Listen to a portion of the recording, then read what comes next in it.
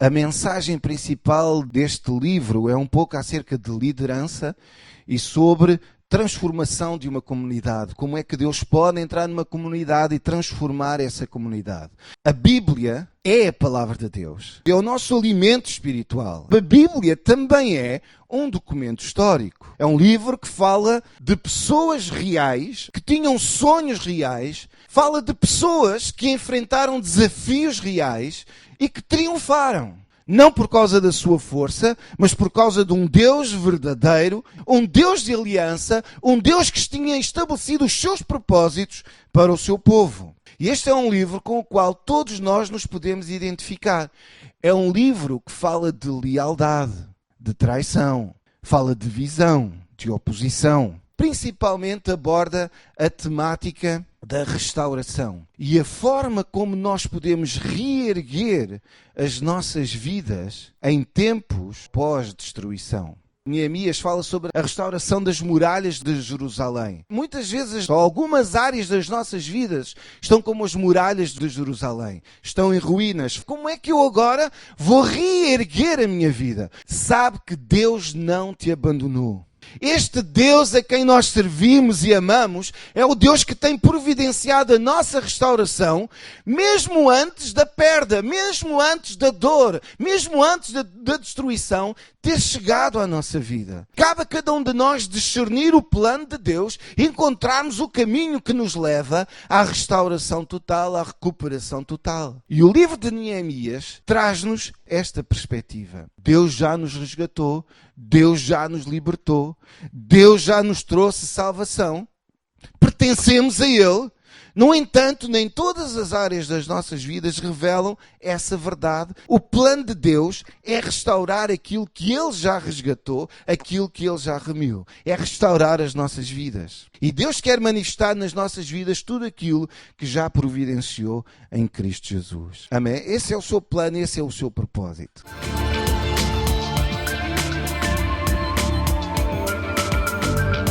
Ele quis saber notícias sobre como é que estava Jerusalém. E ele não teve boas notícias. A vida pode ser muito imprevisível e, para além disso, a vida é frágil, não é? A palavra de Deus diz que a nossa vida é como um sopro, é como um nevoeiro. Quando Neemias ouve estas notícias sobre a destruição de Jerusalém, a Bíblia diz que ele se sentou e que chorou durante vários dias. Ele sofreu, ele chorou por causa da destruição da cidade de Jerusalém. Sabe, em primeiro lugar, Jerusalém foi atacada e derrotada no reinado do rei Nabucodonosor, numa geração anterior. Ou seja, isto não era um acontecimento recente. Neemias estava a chorar por algo que tinha acontecido já há cerca de 140 anos. Então, a pergunta é, por que razão chorar agora? Por que razão sofrer agora? Sabe, em segundo lugar, é que Neemias, ele tinha nascido na Pérsia. Ele nunca tinha estado em Jerusalém, nasceu no exílio, pertencia a uma geração que foi educada segundo a cultura do Império Persa e não tinha nenhuma ligação natural com Jerusalém. Apenas conhecia aquilo que lhe tinha sido transmitido pela sua família. Que este tipo de preocupação revela um cuidado pelas gerações futuras. Este choro, este gemido, este clamor, não era por causa dele próprio, mas sim um tipo de preocupação que se importa mais com os propósitos de Deus do que com as suas perdas pessoais. Um tipo de preocupação que não ignora o clamor da cidade, que não finge que está tudo bem. Este é um tipo de preocupação que diz, eu tenho que fazer alguma coisa. Há pessoas ao nosso lado cujos muros, cujas fortalezas das suas vidas têm sido derrubadas pelo nosso adversário. E nós não nos podemos acomodar. Temos que nos levantar e clamar pela nossa cidade. Sabe, no caso de Neemias, o mais fácil era não fazer nada. Mas sabe, não fazer nada não requer energia, não requer criatividade, não requer sacrifício. Mas Neemias não conseguia viver dessa forma, porque ele fazia parte de uma comunidade que era como que uma sombra ou uma imagem do que deve ser a igreja. Neemias mostra-nos que todos temos algo para acrescentar. Todos nós temos algo para fazer. E aquilo que cada um de nós traz é valioso, é importante. E Neemias, ele tinha que fazer alguma coisa, porque Jerusalém, a cidade santa, estava em ruínas. E a muralha, os muros à volta da cidade, estavam completamente destruídos. A imagem desta cidade é o exemplo de uma vida que perdeu o seu sistema de defesa. É o exemplo de uma vida que está aberta a ciclos de dor, a ciclos de destruição. É uma imagem da condição humana. Todos nós conhecemos a dor do que é tentar reconstruir as nossas vidas depois de passarmos por um processo de perda. Nós temos que limpar tudo, tirar tudo, preparar tudo para criar algo novo.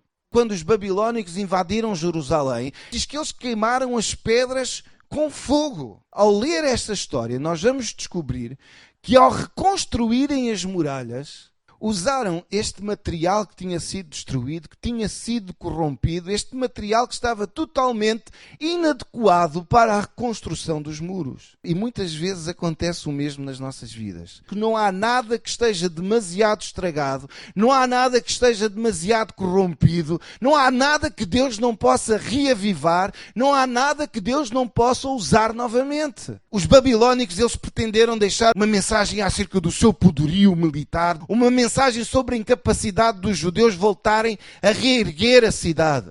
Mas a verdade é que estas não eram umas ruínas quaisquer. E tal como nas nossas vidas elas estavam cheias de potencial, mesmo naquele estado, completamente queimadas. Elas serviram um propósito do reino de Deus, mesmo estando naquela condição. A graça de Deus estava sobre eles, mesmo estando totalmente destruídos. Existem áreas na nossa vida em que é bem doloroso voltar a lidar com elas. É muito mais fácil simplesmente ignorá-las. No entanto, nós precisamos ter bem presente que nós nunca iremos mudar aquilo que não queremos confrontar.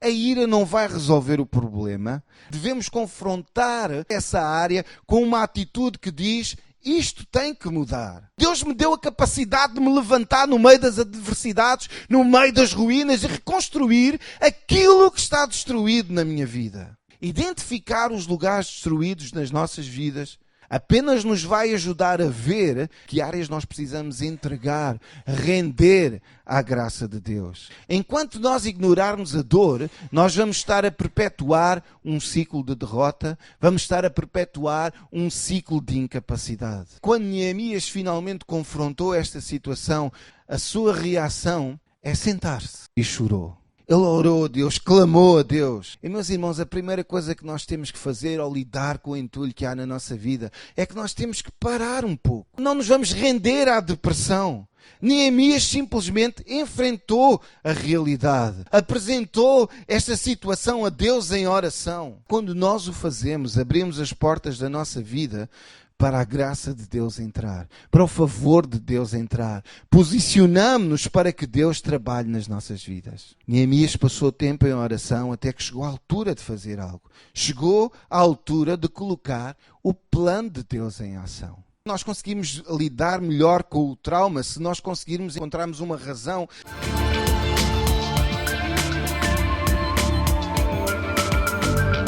Neemias assumiu a culpa. Clamar a Deus, a orar a Deus, arrepende dos seus pecados, dos seus pais. A culpa não era dele, mas Neemias é uma imagem de Jesus. Jesus levou a nossa culpa, mesmo sem ter pecado. Tal como Neemias, Jesus tomou sobre si a responsabilidade das nossas transgressões, levou o nosso pecado para nos libertar. Neemias compreendeu bem cedo que não podia fazer tudo, mas ele podia tomar as decisões corretas. O mesmo se aplica às nossas vidas. Nós não podemos fazer tudo, mas nós podemos tomar as decisões corretas para a nossa vida. Se nós começarmos a reconstruir fazendo o que é certo, tomando as decisões corretas, tal como Neemias, Deus de uma forma sobrenatural vai enviar as pessoas certas à tua vida que te vão ajudar nesse processo de reconstrução. Ele foi usado como um fator mobilizador. Ele foi usado por Deus para uma causa maior. Deus quer usar cada um de nós como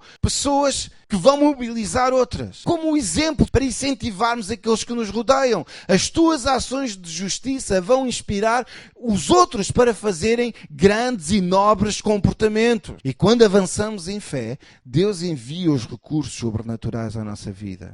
Nós não nos podemos dar ao luxo de ficarmos presos ao passado, porque há tanto para fazer, há tanto para viver, há tanto para conquistar. Há uma vida gloriosa e abençoada que Deus tem para nós. Deus quer que a tua dor se torne num testemunho, numa mensagem para o mundo, de que Deus é real, de que Deus é misericordioso, de que Deus é verdadeiro. Esta muralha que esteve em ruínas durante 140 anos foi reconstruída em apenas 52 dias. Deus não precisa de anos para restaurar aquilo que o inimigo levou anos a destruir.